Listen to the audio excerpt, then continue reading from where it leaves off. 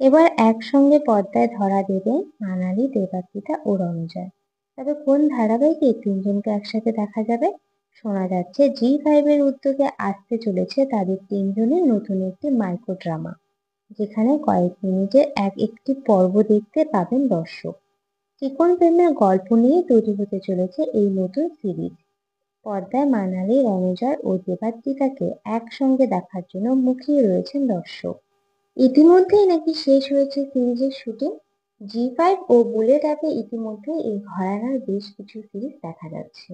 অন্যান্য সিরিজগুলির মতোই এই নতুন সিরিজের যে জনপ্রিয়তা পাবে এমনই আশা রাখছেন নির্মাতারা। যেহেতু দর্শক এখন শর্ট কন্টেন্টের প্রতি বেশি আগ্রহী, তাই দর্শকের পছন্দের কথা মাথায় রেখে এমন মাইক্রো সিরিজ নির্মাণের ভাবনা চিন্তা। এমনিতে ছোট পর্দার দৌলতে তারা প্রত্যেকেই দর্শকের কাছে খুবই চেনা মুখ। ধারাবাহিকের পাশাপাশি সিরিজেও মানালি বেশ জনপ্রিয়।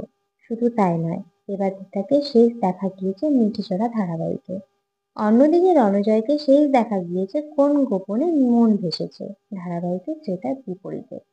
তো বন্ধুরা, এই নিয়ে তোমাদের কি মতামত কমেন্ট করে জানাও। ভিডিওটি ভালো লেগে থাকলে লাইক কমেন্ট করে শেয়ার করে দিও।